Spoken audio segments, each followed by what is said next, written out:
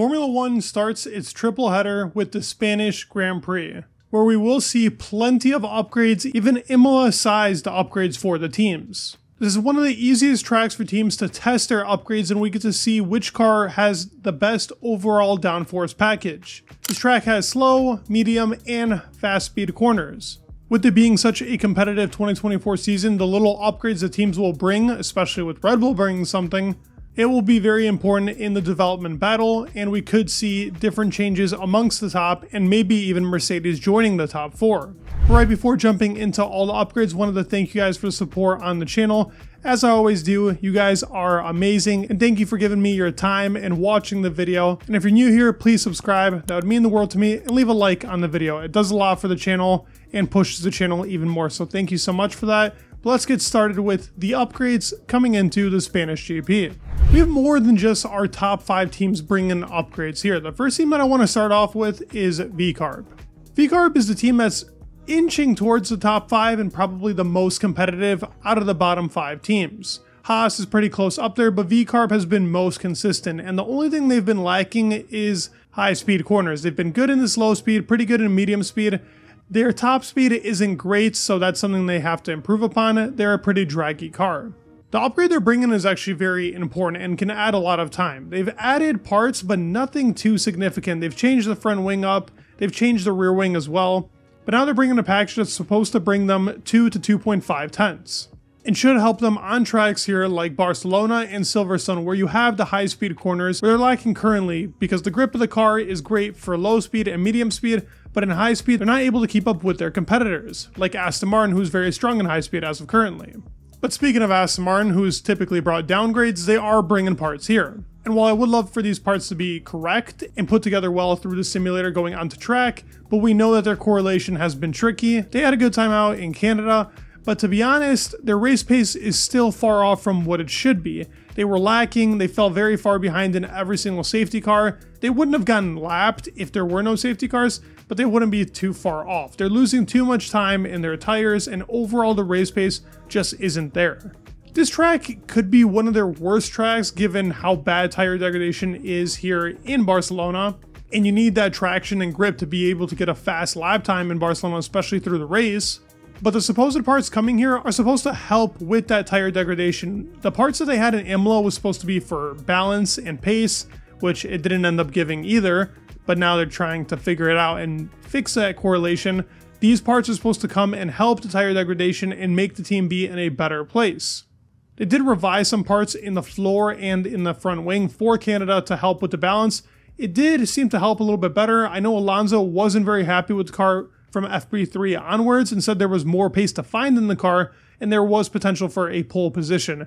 But these are all ifs, ands, and buts, and I don't think Aston Martin is there yet. They still need to significantly change the problems plaguing the AMR 24. But let's get into the big 4. The big 4 is where it's important, and these parts coming, especially considering Red Bull is bringing parts, let's talk about them.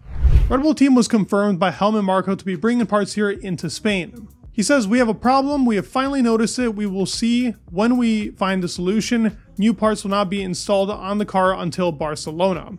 This was said about a week ago while they were in Canada, meaning that there weren't going to be many parts in Canada and we didn't really see much from them.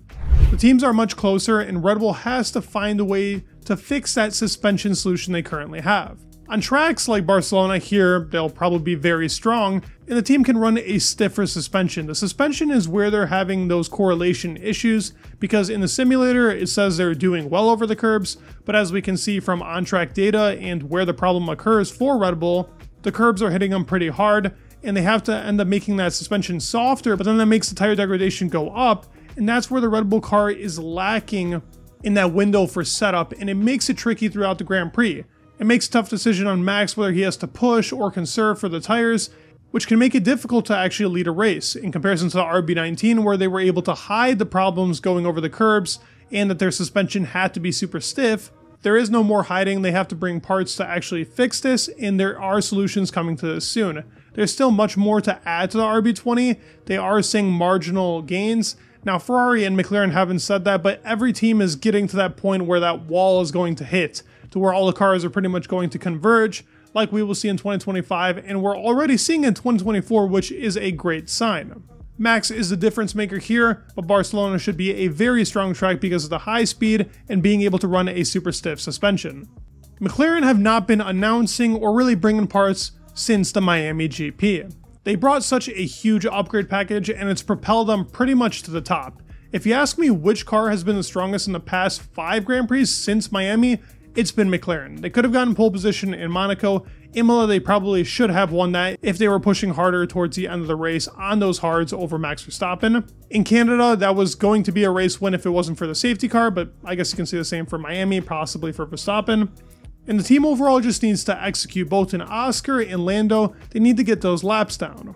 Andrea Stella has confirmed that parts will be coming to this race, Austria, and Silverstone, so they're going to be continuous on these upgrades. But don't expect too many big changes. They will be parts that are minor, but maybe they play a significant factor after the 3 Grand Prix. The car is really good in slow speed, medium speed, fast speed. It's also a very strong car in the top speed. There aren't many weaknesses in this McLaren. They do say the balance on this car can be tricky to gauge. Sometimes it feels like it's on a knife's edge, but that is what's required to have a fast car. We see it with Max and how he likes his car to be on a knife's edge, but that does make it tricky, like a track like in Monaco, where he said the littlest mistake can put you in the wall or ruin a lap time in qualifying. For the McLaren, they fixed that slow speed cornering. They probably have the best tire degradation on the grid right now, at least in the setup window they've been able to pull off, with a softer or a stiffer suspension, and they're able to ride those curbs really well. But I think where their main gain in performance is being able to shred that drag and have really good top speed. I wouldn't count out McLaren. It's high speed cornering. They're really good on tire degradation. They could be the most competitive team with Red Bull here, but the next team that I want to talk about also has a possible chance. Now looking at Ferrari. Ferrari has been very conservative on its upgrades. We saw a big upgrade package in Imola, which we still haven't seen them reap the rewards of this upgrade package, and it almost seems like it hasn't added as much as we thought it would. Carlos was in the news talking about that this upgrade package wasn't as significant as the media made it out to seem, and I thought that was more of Carlos just being a bit pessimistic on it, but it does seem to be the truth. They did bring pretty much an Evo spec to their original SF24, but where the car should change and what they are bringing to Spain to hopefully give them enough time and help with their tire solution, with them not being able to heat up the tires correctly in qualifying and putting them back too many places to where they can't make those places up in the race because the differential in pace is so little. They will be bringing a new floor. That is what is supposedly being reported. A new floor should be coming here to help with tire warm-up, but also make the car faster throughout the GP. They've also been a team that's been great on tire degradation. It seems like their top speed is lacking a little bit to McLaren. I wonder if that's because the engine has to be tuned down due to cooling, or overall the car is a bit draggier than the McLaren or the Red Bull. They are very close and I still expect them to do very well. Last team to speak about, I recently made a video on them, but it's your Mercedes squad. They're bringing upgrades here and they're the team that's been making the biggest leap as of currently. Mercedes expects big steps at least through these 3 Grand Prix we have in a row, with it being Barcelona, Austria, and Silverstone. And the new floor should be coming for them as well. We've heard about revised side pods. I don't think that's going to be coming here to Barcelona, but a new floor could add a lot of time for them, and I also expect them to profile a little bit of diffuser to be the additional part with the floor, because that usually all goes together.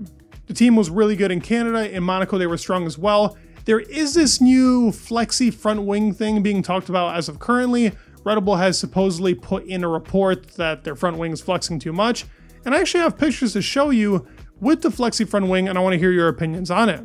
From these pictures, you can see in the high downforce areas that the Mercedes car does flex a good bit. But they did say that this flexing part is legal. That's what James Allison has talked about. And that the front wing has been a big change to the car as to why they've been able to gain so much time. Aston Martin got struck down by this really badly last year, and I'm really interested to see what the FIA has to say about this when they've already gone through the process with Mercedes and the flexing of the wing hasn't been an issue. But with this front wing and a new floor, it's very possible they contend with the top 4 here. They have been lacking a little bit in those slow speed corners, which used to be a big strength in the W13 and 14. So maybe they're able to reclaim that strength with the new floor and new revised car. I'd love to hear your thoughts down below for Barcelona. We're getting huge upgrades, which always makes me happy and excited. I love covering this part of our sport. And Barcelona always tends to bring a lot of action, at least in the preparation to the Grand Prix. We've had a couple of good Grand Prix here before, but with Max dominating in 2023, I don't expect this to be the same outcome again. But the teams are all definitely closer, and upgrades, that development battle is gonna be spicy. We should see this continue even after Spain. We're in for quite an exciting time of year with 3 Grand Prix in a row. So if you guys made it to the end of the video, please subscribe and like. That would mean the world for me. You guys are amazing, and peace.